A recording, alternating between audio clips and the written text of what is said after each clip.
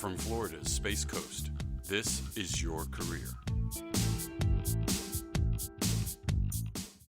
Welcome to Your Career. I'm Debbie Featherston, your host, and with me tonight is Grace Totoro, founder and president of Transitions by Grace. Grace, thank you for being here. Thank you for inviting me. I tell you, this topic that we're about to dig into is really one that I'm excited about. We are going to be talking about the future of jobs and resumes. And to me, this is something that I think we need to be paying attention to. I think a lot of people are so immersed or distracted by other things going on that they may not be aware of the subtle shifts in the workforce. So what's some of the things that you're seeing? Well, what I'm seeing is that technology is starting to be integrated into everyone's role. So there used to be a time when people used to think, well, if I was a low-skilled person, my job is going to be replaced by technology, and that might be true. But it is now starting to implode into the professional side, even CEOs. So with that happening, jobs are shrinking. So some of your more routine tasks are being removed and your job is getting smaller and smaller, which may mean you either take on some new roles or you may become what's called a per diem employee. Yeah, per diem. I get paid by the day, right? I get paid for what the time. I do. Just whatever I do, piecework. Almost back to the old piecework in the manufacturing environment. Absolutely. I mean, colleges do that with adjuncts. Well, we have, right in sync with that, we have this gig economy. Tell the audience, what is the gig economy? Okay, well, if you're a musician, you understand gigs. Right. To be I'm going on a gig, so I'm going to either perform on stage or I'm playing at a function. That's my gig. I go in, I perform, and I leave. The gig economy is leaning toward the same thing, where people are going to be going in and on a project basis or an hourly basis or like a college adjunct, even in our industry. Okay, Debbie, I mean, we both started out when we were called consultants, not coaches, and they were full-time roles. Right. And now our industry is starting to lean toward per diem coaches, which means you get an assignment, you go and do it, and you get paid for that assignment and nothing else. Right. And sometimes that assignment will have a specific number of hours associated with it, right? Correct. So that's pretty radical. Yes. And so we're saying that across the labor market, we're going to begin to see this gig economy really take over. I have been reading, and again, things could change. Sure. But I've read Intuit and McKinsey, they're saying that by the year 2020, 40% of the jobs as we know them will be per diem. So that means in about 4 years, Yes. 40%. That seems pretty radical. It does. You know, I don't know how we're going to get there in 4 years, but then again, it comes down to technology and how affordable can it be. I would think that the larger employers, they have the money, so they'll probably look for ways to maximize technology and minimize the time that it takes us to do the pieces of our jobs that we don't like, that take us longer. Yeah, absolutely. The smaller businesses, not necessarily. Right. Let's go back to one thing that you said, just to help the viewers understand what we're talking about. You know, you said automation, digitalization. You know, these are some of the technical advancements that are going to even impact perhaps a CEO's job. Can you give us a little bit more detail about, well, what facet of the CEO's job is automation going to take over? Well, there will soon be software, and it may be out there already, that will actually do the thinking. Okay, so right now CEOs evaluate reports, they use their analytical abilities to make decisions.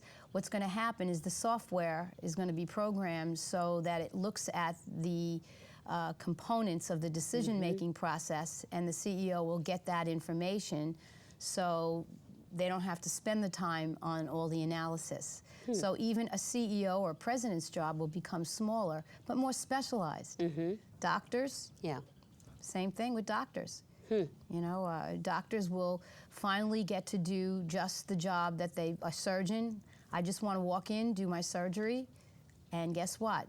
They will be able to go in there and do their surgery more quickly and Yeah, more I got to efficiently. say, I'm kind of a skeptic around that. And the reason I think the lawyers will have a heyday if somebody goes in and there's a procedure done, and oh, we trusted this software without the great mind of the surgeon or the well-trained physician to analyze that. And I understand there are some elements at way, but I wonder. I'll be the skeptic in that. I don't think the surgeon will be out of the room. Sure. Okay. No. But I think some of like the pre-op stuff Right. that used to be on the surgeon Yeah. will be either done by some kind of robotics or a technician. Yeah.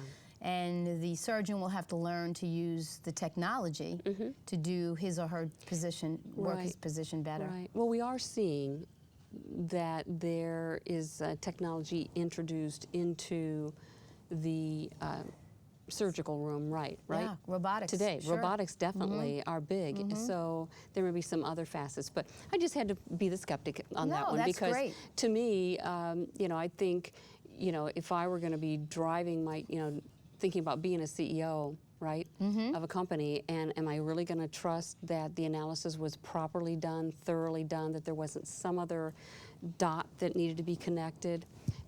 Maybe. Just depends on how well that software finally gets developed. And it comes down to, is it more cost efficient for the software to make mistakes, or is it more cost efficient for the human being to make mistakes? And if I'm Yeah. paying somebody more hours, you know, it may be worth it. You know, and you have somebody watching it, obviously. Absolutely. You got to have some checks and balances there, don't definitely. you? Yeah. And so this will maybe something that we're going to see, right? That's what they're saying. Is Yes. that within a matter of 4 years, it's become more evident and prevalent, I should say, in the labor market, and it's going to impact all jobs. Right? Correct. It's if my role is more involved, it's going to be replacement of those things that we do, that we were talking about, the hard skills, I right? think the hard skill positions are more likely to have Right. technology implode them than the soft skills, because at this point in time, Yeah.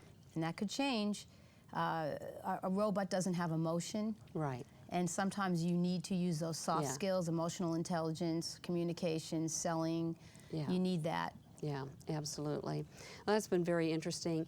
You know, it's been said that a job seeker really needs to think more like a consultant. Tell us a little bit more about that. Well, a consultant is a person that works generally for themselves, okay? Or they work for an agency that employs them, but they're still a per diem person. Job seeking today is very much an entrepreneurial process, because whether you're paid through a W-2, which is the traditional way, or a 1099, you are never guaranteed that your assignment will not go away. Right. So as a consultant, I may have an edge because I may negotiate terms, so I know my job is 6 months or a year, Right. and whether it gets renewed or not depends on where the company is. But as a job seeker, I don't really know.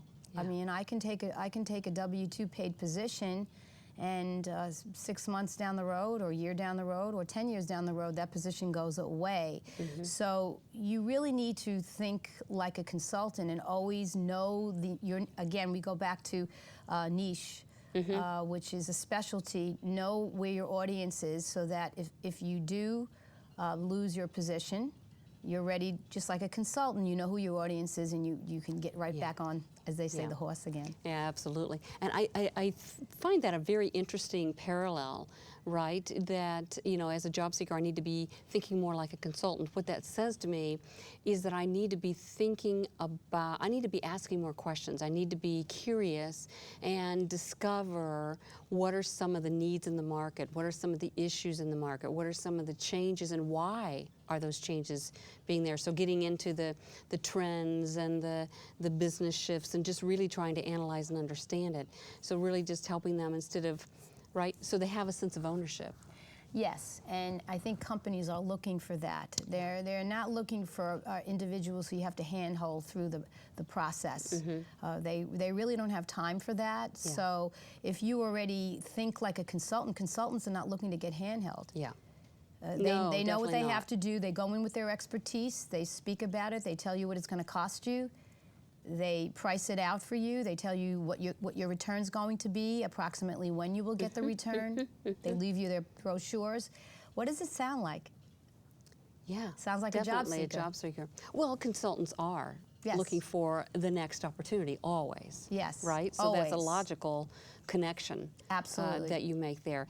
You know, what are some things, because when we're talking here and we're thinking about the trends and the forces that are at play in the market and how the technology specifically may be impacting the work that people do, I'm curious, what are some steps or things that people could do to help them avoid job extinction? Well, that's a good question. What you want to do is look at your current expertise and ask yourself, what pieces of this job could be replaced by digitization Yep. or automation easily? Okay, and then what would I do? How would I fill the gap? Right. Now, in some cases, it's a blessing. I know for myself, I don't like administrivia. So there is software out there that I use, that I purchased, that helps me with mass mailings. And they personalize it and everything. So in some cases, you're going to love it. And in other cases, if it takes my whole job away, and now I'm only getting paid for 25 hours instead of 40 plus, Yeah. that's not a good thing. Yeah. So really, people need to be paying attention to the trends. The trends, and you can learn trends by all kinds of ways, talking to people, joining professional associations, industry associations, and LinkedIn has made that very easy. Yes. Because you can read people's blogs, you can join groups, group discussions, start your own group. Lots of ways to get trends. Yeah. Talk to a librarian.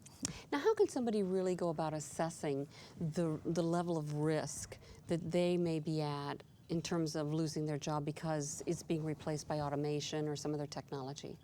Well, they have to really keep their eyes open and realize that in the, I'll say the 35 years ago, companies were more loyal, and they, as long as you showed up for work and you did your job, they would move you around if you wanted to be moved around, and they kept you forever. Yeah. Today, there's Yeah. no time, so you really have to look at what skills do I have? It's like the telephone operator or the switchboard operator. Right.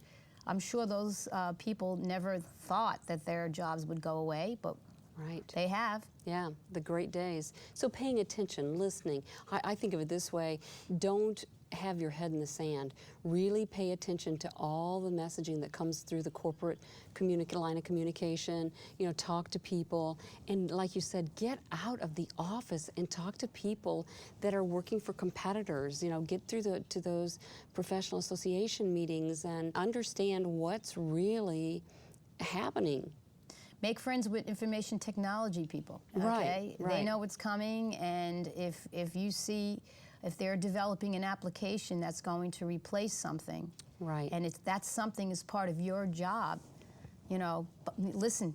Right. Okay, and see what you can do to either pick up something else in its place. Yeah, yeah, absolutely, absolutely. Well, I appreciate that, because I think that is very wise, advice. You know, we just can't afford, if we want to remain employed and in a role that we really love, to be complacent Correct. and naive, and we certainly don't want to be blindsided by this at all. Well, again, the 35-year process was let me be a person who needs a position, Yeah, and then I'm going to create an ad, post the ad, and hope that people apply. But what's happening is that there's so many people applying that only 15% of job seekers actually uncover their next job through an ad or an agency, because they're blending in. Yeah. And so my process is inverted. It actually speaks directly to your customer.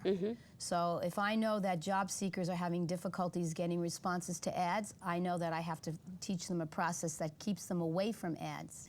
And I ask them lots of questions about what it is that they do, what they like doing, why would somebody want you, what kinds of companies would need somebody with your expertise, what do you know about that? And I just pick at their brains until we come up with a niche. Then when they come up with their their niche, then I pick at them again. I said, how do you know? Have you tested it? Because the worst thing that somebody could do is put together a whole campaign and realize that nobody's buying what you're selling. Yeah.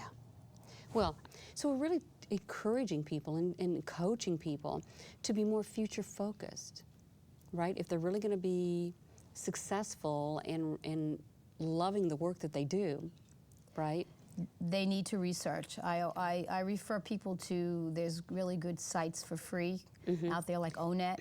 And if I always say to people, if the forecast for your role, if the growth is under 10%, think twice about going into that profession, because there's not going to be enough turnover. Good advice. Good advice. And sometimes people find out that, oh wow, that my industry is not growing.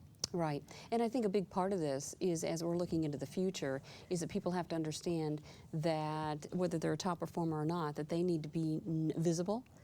They need to be visible. And people have to know what they're doing, and they have to be really out there on the cutting edge, making a difference. And they have to prove it.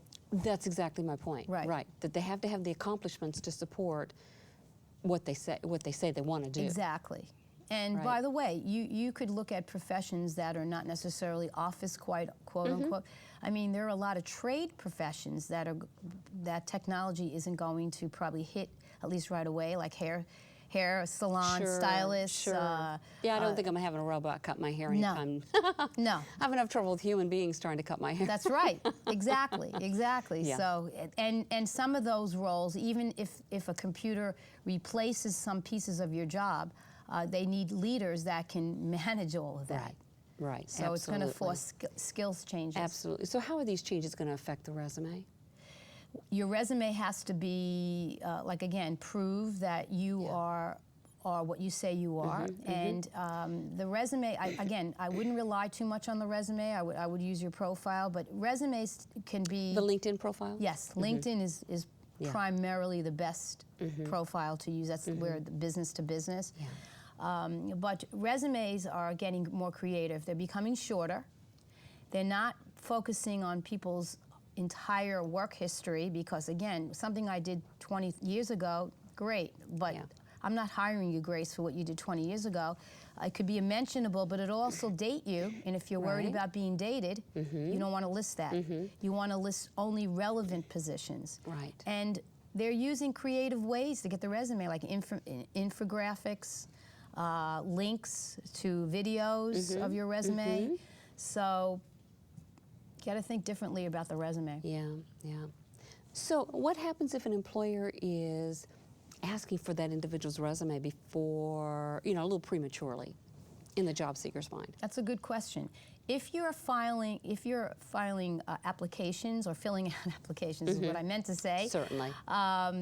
It's going to be difficult not to give your resume, okay? But if you're following the system that we spoke about, someone is going to come to you because you attracted them based on your headline or your hook statement that we spoke about earlier, and if they say, well, give me your resume, you're going to politely say, you know what, there's more to me than my resume. I have a resume. I'll be happy to give it to you, but let's speak about, let's have a conversation, and then the resume can be your notes. Right. Because think of it as like sales. The job seeker has really got 3 roles today. They're the product, they're the marketing person, and they're the salesperson. And I don't know many salespeople that mail their brochures ahead of time. Right. They meet with the customer, they learn more, and then they may leave some leave-behinds or follow-ups. Right. And that's a very wise strategy. And I've been talking for years to people that are senior level and above, into that C-suite, that they should never leave the resume, right? And be very judicial in using the resume, right? Create the relationship, get to know the person, make certain there's really a need. But the resume becomes a tool that's used selectively.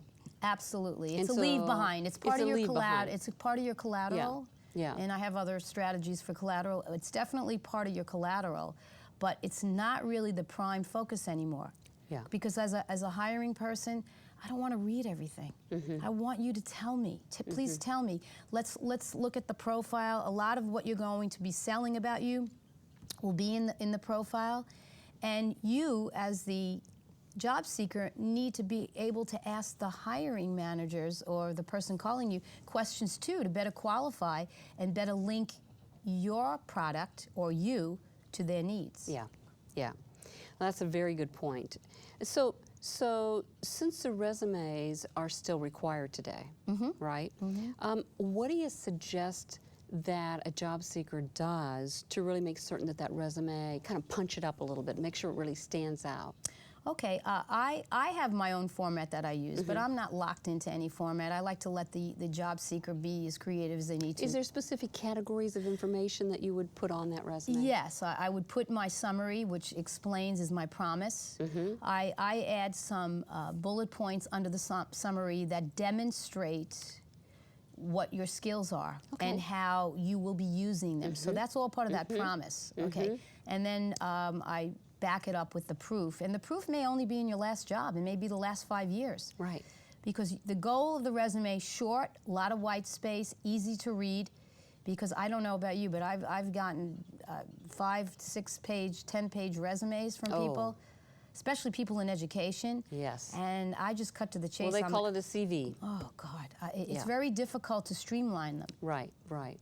And academia is a little different sometimes. They do have these CVs, but I don't know how that specifically is changing. But in terms of our general market that we're talking about, you know, a resume should never, ever exceed 2 pages to begin with, and sometimes less than that. Less is more. Yeah. Again, remember, what you've done years ago, you can talk about it, but I'm not hiring you for that because you have surpassed those roles. Right. And where you are now is matching my business pain. Yeah. And that's what I want to really learn about. Absolutely, absolutely. What other general pointers would you give around the resume, the use of the resume, since it's still, you know, in style? If you're in the application world, I would definitely make sure that you have some keywords.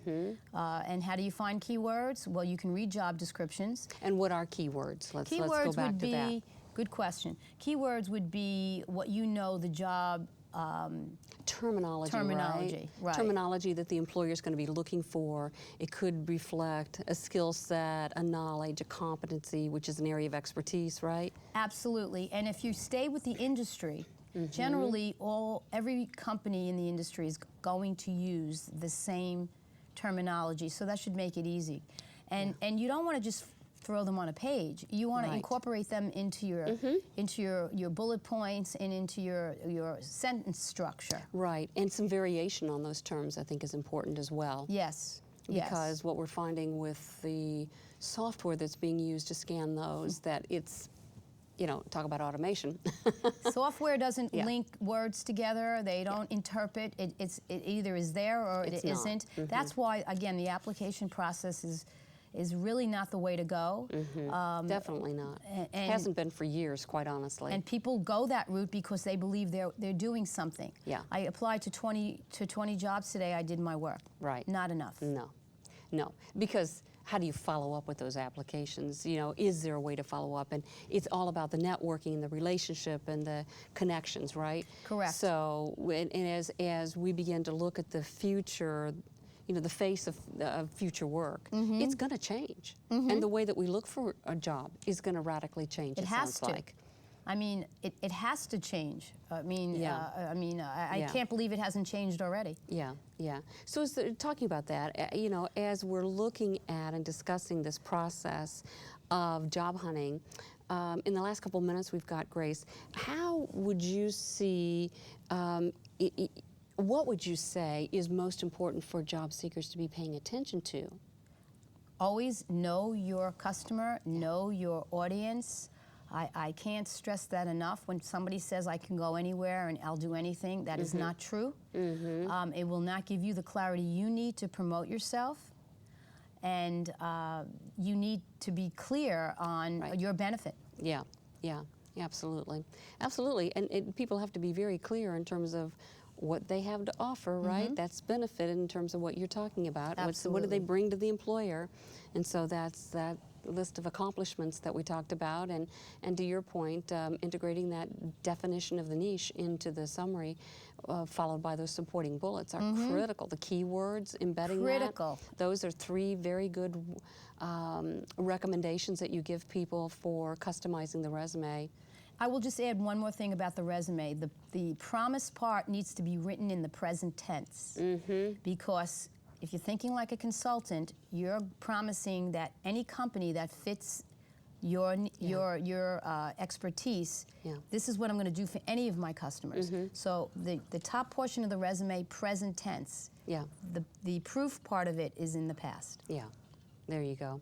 Interesting, because that's a new one for me. I always coach them a little differently, but yeah, that's something to ponder and really consider. That's great. That's great. Any final words of advice? 10 seconds or less. Don't be afraid of the changes. Embrace them. Okay, just be aware of everybody has expertise, so it's just a matter of finding the audience to demonstrate it in front of. Yeah, and I'd say hire a coach. Hire a career coach if they need it. Grace, I really appreciate you being here. This has been very informative, and I look forward to having you back on another segment in the near future. Thank you. I look forward to it. Thank you, Debbie. On behalf of my guest and everyone here on the set of Your Career, thank you for watching, and remember, be career happy. More information about this program is available online at millermediagroup.org.